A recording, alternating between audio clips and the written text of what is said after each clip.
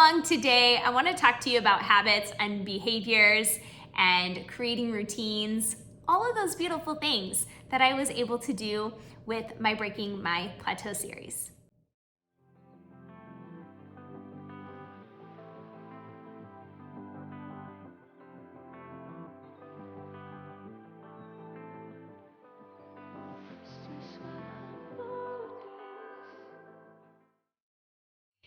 Hey friends, Liz here with Full and Fulfilled. Thanks for tuning into today's video. I love that you're here and that you love the content that I put out on a weekly basis. So most importantly, thank you for being here. I get a lot of messages. People are shocked with the Breaking My Plateau series. And to be honest, I am too. I'm pretty amazed by the transformation that I was able to make in my life from 12 weeks through 16. Most of the biggest change was week 1 through 12.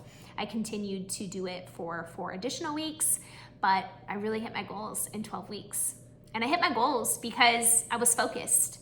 I was laser focused.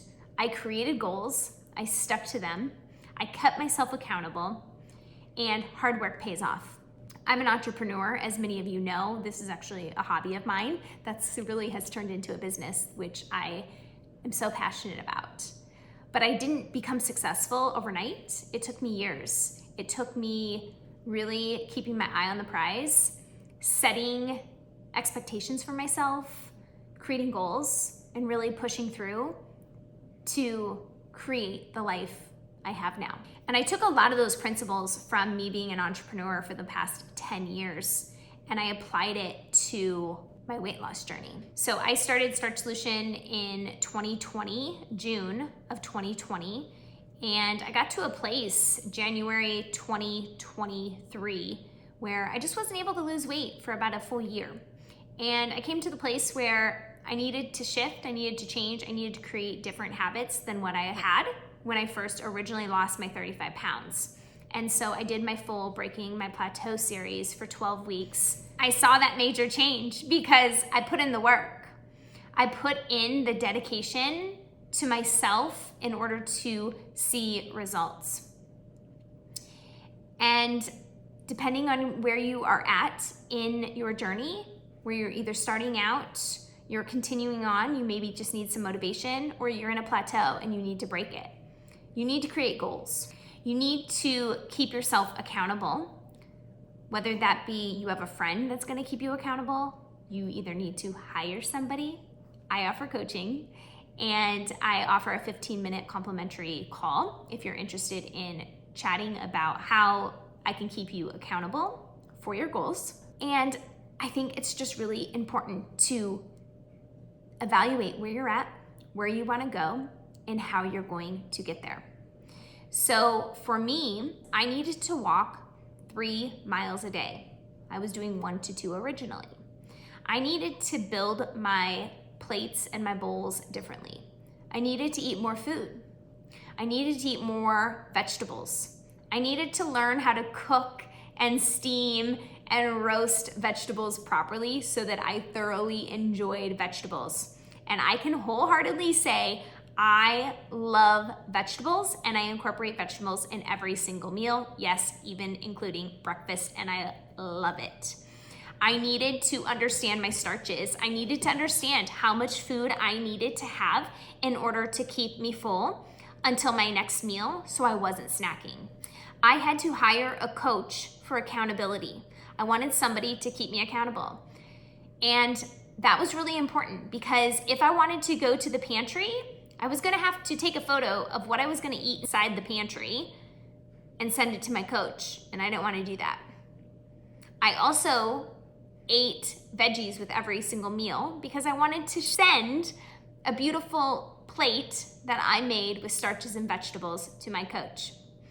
I had no alcohol during those 3 months.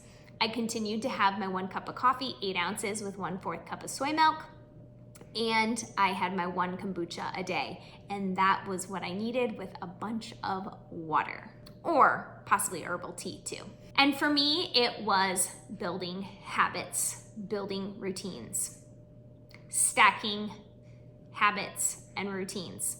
So in the morning, I would get up, have my coffee, which I still do now. I meditate, I go for my walk. I come back, I start my day with a beautiful dish of starches and vegetables.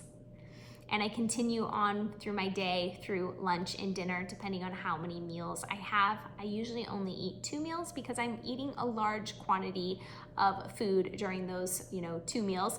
But my philosophy is if you're hungry, you eat. If you're not hungry, you don't eat. I get questions on Instagram all the time saying like, hey, I'm gonna run, so should I eat before? And it's like, yes, if you're hungry, you need to eat. You need to decide when your hunger cues go off, when you are going to eat. You are the only one that can decide that. There is no rhyme or reason to it. When you are hungry and your body's telling you that you need fuel, you need to eat. Simple as that. It's so simple, it's kind of crazy. And I started just learning how to make such simple meals without creating recipes or overcomplicating things. And that was a true game changer for myself. I needed to schedule in my routine on my calendar when I was going to go to the grocery store, when I was going to prep my food, and how I was going to do it. And at first I was doing meal plans, but food became so simple, I didn't even need meal plans anymore. I just knew that I needed to build my dish with a starch and a vegetable and have fruit on hand if I wanted to snack. So I had to map that out in my calendar. I also needed to map out when I was going to have my activity and when I was going to go for my walks. And so I had to take it one meal at a time and one step at a time. I dedicated myself to 3 months of transformation. I am still shocked to this day, the amazing transformation that I was able to have in 12 short weeks. I say short weeks, but some weeks I was like, whoa, I don't know if I can continue this. Should I continue this? But I had the momentum. I went back to my key principles of why I was doing this. It was for my optimal health and getting to my optimal weight per John McDougall. And I got there. And now I can sit here in this seat having personal experience about how I was able to lose the original 35 pounds and then the additional 18 pounds that I was able to lose. But it didn't happen overnight. It happened in 12 weeks because I dedicated myself to change. Change is uncomfortable. It has to be. Because it's change. It's something different than what we are used to. So depending on where you're at in your journey, I want to urge you to think about what are your goals, how are you going to get there, and what do you physically need to do. Think about those things. Create good habits and behaviors and routines. And when you do that, you will see change. Change is uncomfortable, like I said, but that's when you start seeing results, is when you feel a little uncomfortable. I hope that this video was helpful to you. I am so passionate about health and wellness and eating simple and creating good habits and behaviors. Stacking habits together in the morning is a great way to go about having a starting point. So for me, it's my coffee, it's my walk, it's my weights or my yoga. It's coming back to the house and, getting dressed for the day, having breakfast, getting to my computer, starting my day, and really time blocking behaviors that I'm trying to instill in myself to be successful. Doesn't happen overnight, but it happens with time.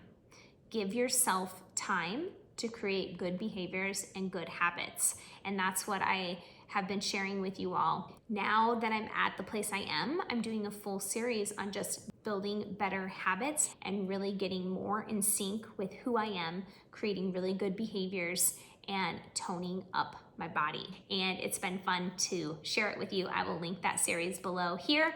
I'll see you next time. Thanks for tuning into today's video. I love that you watched the whole entire video. Make sure to give this video a thumbs up, share it with others, and subscribe to my channel for more videos like this coming your way.